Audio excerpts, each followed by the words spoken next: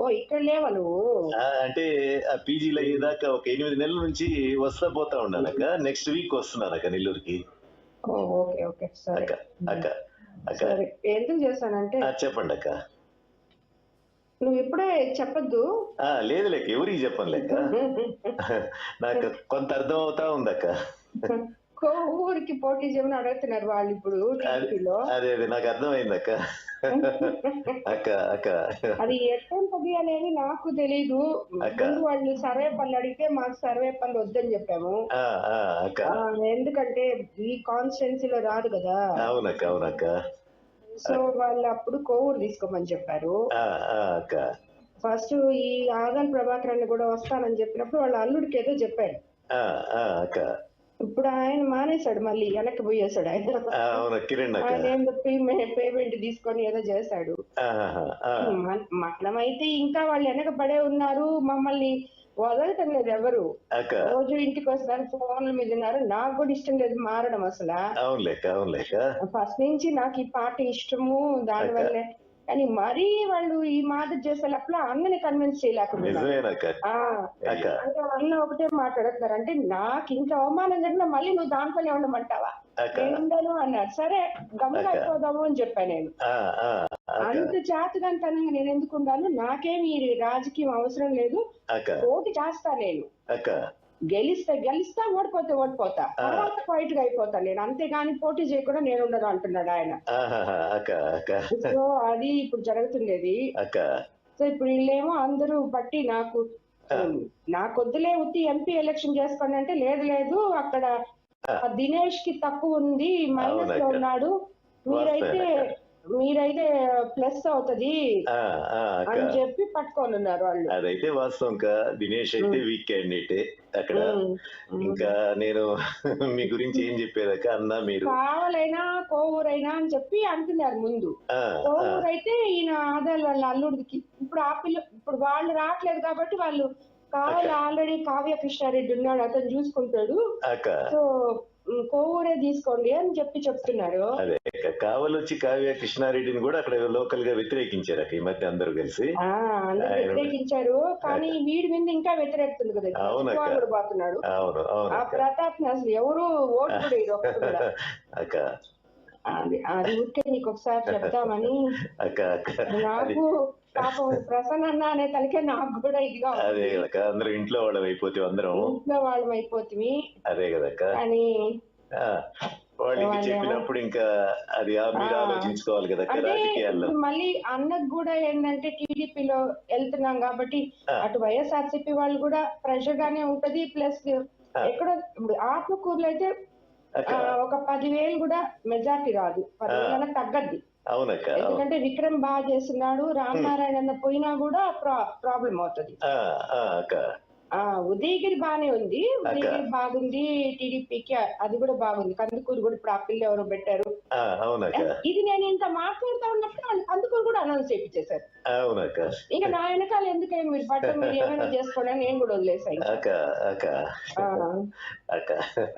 అది నేను మధ్యస్థంగా ఏం చెప్పలే, నాకు మీరు అన్న ఇద్దరు కావాలి కదా. ఈ మధ్య ఏంటంటే నేను కూడా కొంచెం అన్నకు దూరంగానే ఉన్నానక్క. చూస్తుంటారా వీడియోలో చెప్తూ పెడుతున్నాము. అదే కదక్క. అదే ప్రతి ఎలక్షన్ అప్పుడు మీకు అందరికి మామూలు ఇది అవి ఉంటాయి కానీ అక్క మాకెప్పుడు పెద్దగా లేవక్క. మేము పోయి తిరిగేది చేసేది, అన్న గెలుపు కోసం గట్టిగా కృషి చేసేవాళ్ళము అన్ని ఉండేదక్క. లాస్ట్ టైం కూడా రాహిన్ కూడా తిరిగాడు అన్న కోసం, ప్రసన్న కోసం. రజిత్ పెద్దగా ఇది చెప్పకు రాజేంద్ర, ఇప్పుడే నేను ఇంకా కన్ఫర్మ్ కూడా చేసుకోలేదు. అదే మేమైతే ఇంకా యాక్సెప్ట్ కూడా చేయలేదు దానికి. వాళ్ళు చెప్తా ఉంటే ఇదే చెప్పాను నేను, బంధువులు కదా అది ఇది అని. ఆ సర్వేపల్లి అంటే కూడా అదే చెప్ప, వద్దు నాయన నాకెందుకు సర్వేపల్లి, ఆయన లేదమ్మా నువ్వు గెలుస్తావు అంటాడు ఆయన. గెలవనని కాదు, నాకు ఇష్టం లేదు సర్వేపల్లి పోయేయడము. వద్దు వద్దు అని చెప్పాను నేను. అంటే ఇంకా అంటే ఆయనకి టికెట్ ఇవ్వనే చెప్పారులే వాళ్ళు, ఆయనకి ఇవ్వట్లేదు అందుకని చెప్పి సర్వేపల్లి తీసుకోమని చెప్పారు. ఎవరు లేకపోతే ఆయనకి ఇస్తారు కదా పాపం. సరే రాజేంద్ర, ఎక్కడున్నావు?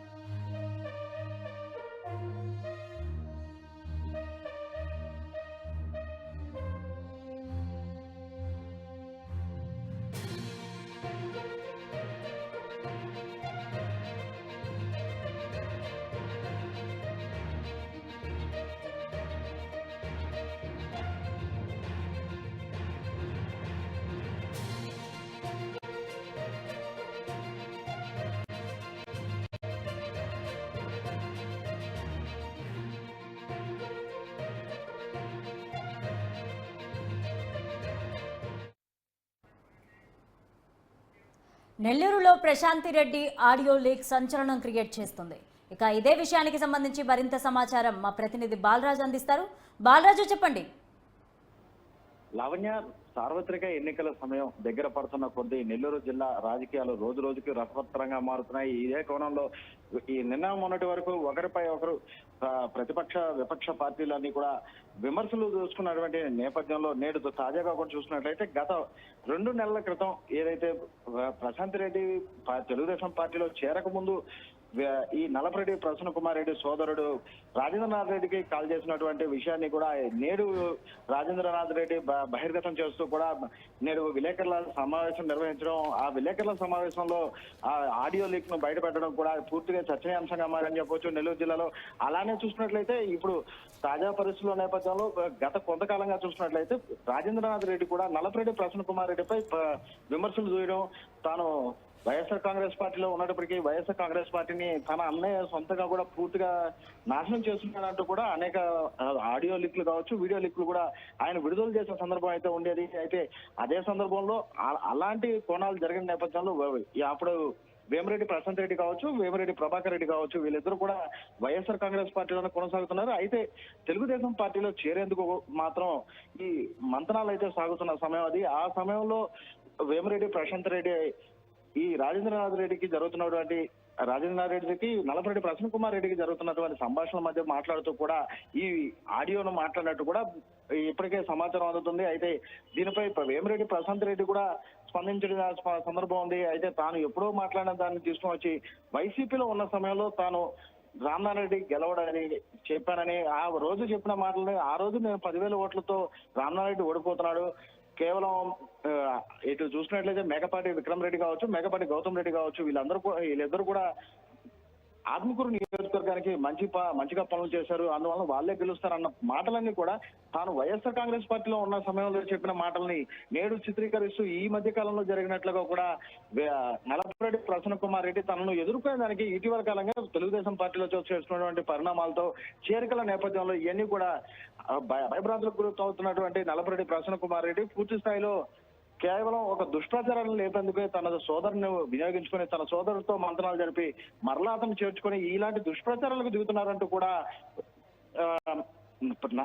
ప్రశాంత్ రెడ్డి పేర్కొంటున్న పరిస్థితులు అయితే నెలకొంది. అయితే ఇది ఈ ఆడియో లీక్ ను చూసినట్లయితే జిల్లా వ్యాప్తంగా కూడా పూర్తిగా చర్చనీయాంశంగా మారిందని మాత్రం చెప్పవచ్చు లావణ్య. రెడ్డి ఫోన్ చేసి టీడీపీలోకి రావాలని చెప్పి ఆహ్వానించడం జరిగింది. సో ప్రసన్న కుమార్ రెడ్డి ఏమైనా స్పందించడం జరిగిందా ఈ ఆడియో లీక్ పైన? లావణ్య, నేటి ఉదయం జరిగినటువంటి ఈ ఆడియో లీక్ ను బహిర్గతం చేసేందుకు నిర్వహించిన విలేకరుల సమావేశంలో ఇటు ప్రసన్న కుమార్ రెడ్డి కావచ్చు, అటు ఈ విజయసాయి రెడ్డి కావచ్చు, నలపరెడ్డి రాజేంద్రనాథ్ రెడ్డి కావచ్చు, వీళ్ళు ముగ్గురు కలిసి ఈ విలేకరుల సమావేశం అయితే నిర్వహించారు. అయితే ఈ విలేకరుల సమావేశంలోనే ఈ ఆడియో లీక్ ను నలపరెడ్డి ప్రసన్న కుమార్ రెడ్డి సోదరుడు నలపరెడ్డి రాజేంద్రనాథ్ రెడ్డి విడుదల చేశారు. అయితే ఈ 2 నెలల క్రితం తనకుతో ఫోన్ చేసి ఈ విధంగా మాట్లాడారని ఈ ఆడియోలో చూసినట్లయితే తెలుగుదేశం పార్టీలో ఉన్నటువంటి నాయకుల్ని రామనారాయణ రెడ్డి ఓడిపోతున్నారని చెప్పడంతో పాటు కావలి శాసనసభ్యులు రామిరెడ్డి ప్రతాప్ కుమార్ రెడ్డి అంటే వైఎస్ఆర్ కాంగ్రెస్ పార్టీ ప్రస్తుత అభ్యర్థిపై కూడా వాడు వీడు అంటూ సంబోధించు మాట్లాడడంపై కూడా వీరైతే ఆగ్రహం వ్యక్తం చేసిన పరిస్థితి నెలకొంది. అయితే ఈ ఆడియోలను చూసినట్లయితే గెలిస్తే గెలుస్తాం, లేదంటే మరలా మా పనులు మేము చేసుకుంటామని చెప్పినటువంటి మాటలను కూడా ఇటు విజయసాయి రెడ్డి కావచ్చు, ఇటు నలపరెడ్డి ప్రసన్న కుమార్ రెడ్డి కావచ్చు, వీళ్ళిద్దరు కూడా ఆ మాటను హైలైట్ చేస్తూ అంటే వీరు ఒకవేళ ఓడిపోతే రేపు రాజకీయాల్లో ఓడిపోయిన తరుణంలో ప్రజలందరినీ కూడా వీళ్ళని నమ్ముకున్న నాయకులు కావచ్చు, కార్యకర్తలు కావచ్చు, వీళ్ళందరినీ కూడా నట్టేట ముంచేసే పరిస్థితులు ఉంటాయి. అలాంటి సందర్భాలను గుర్తుంచుకున్నా ఇప్పటికైనా వేమిరెడ్డి ప్రశాంత్ రెడ్డి కావచ్చు, వేమిరెడ్డి ప్రభాకర్ రెడ్డి కావచ్చు ఓట్లు వేసే సందర్భాలు లేకుండా పోవాలంటూ కూడా వీరు ఇద్దరు కూడా పిలుపునిచ్చిన పరిస్థితులు నెలకొన్నాయి. అయితే ఇదే నేపథ్యంలో విజయసాయి రెడ్డి కూడా దీని మీద ఘాటుగానే స్పందించారని చెప్పొచ్చు. విజయసాయి రెడ్డి పేర్కొంటూ పూర్తి స్థాయిలో కూడా వీరు కేవలం అధికారం కోసం పార్టీలు మారుతూ వెళ్తున్నారని, గతంలో కూడా తెలుగుదేశం పార్టీలో పదవులు ఇవ్వలేదని చెప్పి వైఎస్ఆర్ కాంగ్రెస్ పార్టీలోకి వచ్చిన నాయకులు ఈ నేడు వైఎస్ఆర్ కాంగ్రెస్ పార్టీలో తాము కోరుకున్నటువంటి నియోజకవర్గాలు తమకు కేటాయించడం లేదన్న కారణంతోనే వైఎస్ఆర్ కాంగ్రెస్ పార్టీని వీడి తెలుగుదేశం పార్టీలోకి చేరారంటూ కూడా ఆరోపిస్తూ ఇలాంటి నాయకులకు ఓటు వేయొద్దంటూ కూడా విజయసాయి రెడ్డి పేర్కొన్నారు. అదే సందర్భంలో నల్లపరెడ్డి ప్రసన్న కుమార్ రెడ్డి కూడా ఘాటైన వ్యాఖ్యలు చేశారు.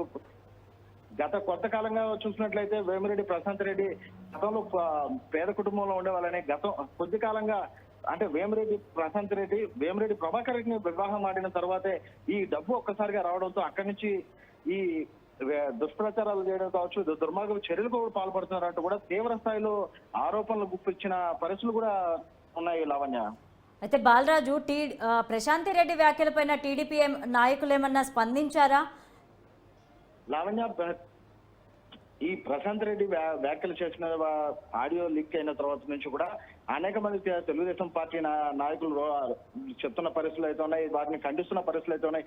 అయితే గత కొద్ది నిమిషాల క్రితమే ఈ ఆడియో లీక్ ను వ్యతిరేకిస్తూ కూడా ఖండిస్తూ గతంలో ఎప్పుడో జరిగిన ఆడియో లీక్ ను తీసుకొచ్చి ఇప్పుడు దుష్ప్రచారానికి దిగడం కేవలం తెలుగుదేశం పార్టీకి వస్తున్నటువంటి ఆధారాలను చూసి ఓర్వలేక చేస్తున్న దుశ్చర్యలుగానే పేర్కొంటూ కూడా తెలుగుదేశం పార్టీ నేత రూప్ కుమార్ యాదవ్ కూడా గత కొద్ది నిమిషాల క్రితం విలేకరుల సమావేశం నిర్వహించి అసలు ఇలాంటి దుష్ప్రచారాలకు దిగడానికి కారణం ఓన్లీ వాళ్ళు రానున్న సార్వత్రిక ఎన్నికలలో నెల్లూరు జిల్లా అంటేనే మొట్టమొదటి నుంచి కూడా వైఎస్ఆర్ కాంగ్రెస్ పార్టీకి కంచుకోట.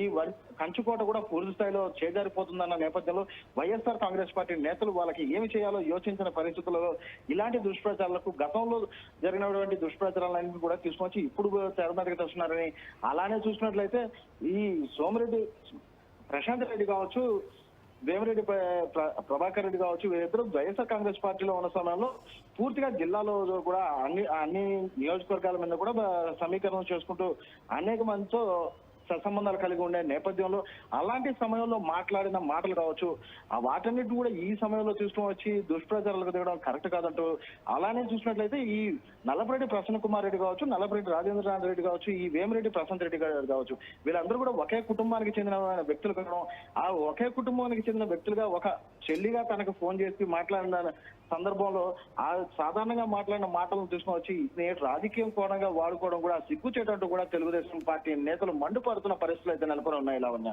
అయితే ఈ ఆడియో లీక్ మనం చూసినట్లయితే టీడీపీ నాయకుల్ని కొంచెం కించపరిచేలా ప్రశాంతి రెడ్డి మాట్లాడారు. సో దీన్ని ఏ విధంగా తీసుకోవచ్చు అంటారు?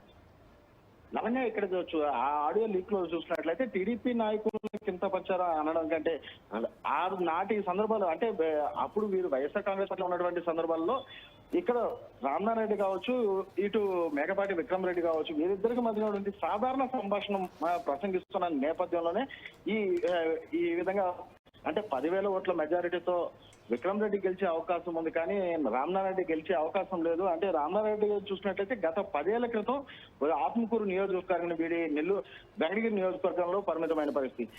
ఇటీవల కాలంగా చూసినట్లయితే తెలుగుదేశం పార్టీలోకి వచ్చినప్పటికీ ఆయన కొద్ది రోజులు సర్వేపల్లి నియోజకవర్గం నుంచి పోటీ చేస్తానని, కొద్ది రోజులు వెంకటగిరి నుంచి పోటీ చేస్తానని ఇలా నానా సందర్భాల్లో నానా నియోజకవర్గాలను ఎంచుకుంటూ ఉన్న క్రమంలో ఈ మాటలు జరిగాయి తప్ప ఈ సాధారణంగా ఈ నేడు తెలుగుదేశం పార్టీలో ఉన్న సమయంలో జరిగింది కాదు. అలానే చూసినట్లయితే ఈ ఆనం రామనారెడ్డి గారు కూడా పూర్తిగా ఈ నియోజకవర్గానికి కేటాయించిన తర్వాత కూడా 2-3 రోజుల క్రితం నుండి తప్ప గతంలో వాళ్ళే ఆత్మకూరు నియోజకవర్గంలో పోటీ చేయడం కానీ, పోటీ చేసేందుకు ముందుకు పోతున్నప్పటికీ అక్కడ ఉన్నటువంటి సమీకరణం చేసుకోవడం కానీ, అక్కడ నాయకులతో సత్సంబంధాలను కొనసాగించడం కానీ వాటిలో అన్నింటిలో కూడా దాదాపు విఫలం చెందారనే వ్యూహాగానాలు అయితే బయటకు వస్తున్నాయి.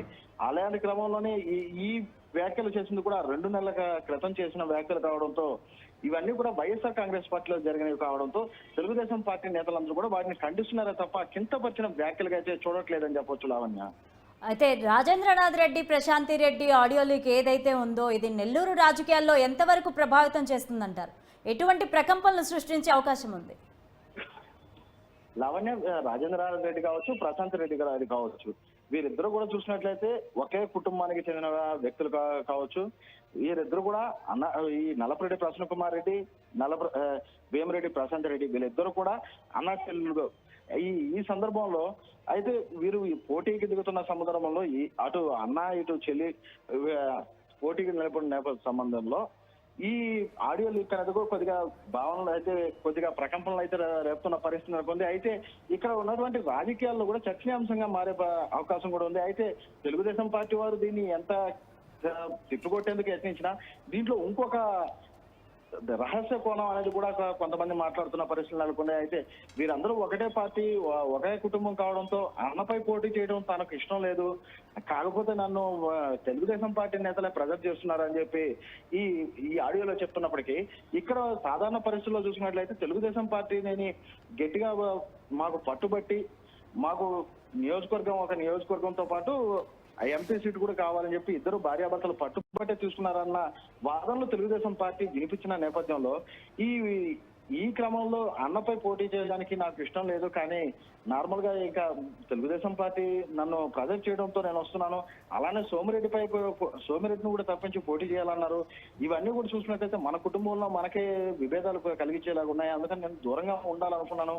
ఇవన్నీ మాటలు కూడా ఇప్పుడు ఇంకొక అనుమానాలకైతే వ్యక్తం చేస్తున్నాయి అని కూడా చెప్పవచ్చు Lavanya. Right, thank you Balaraju.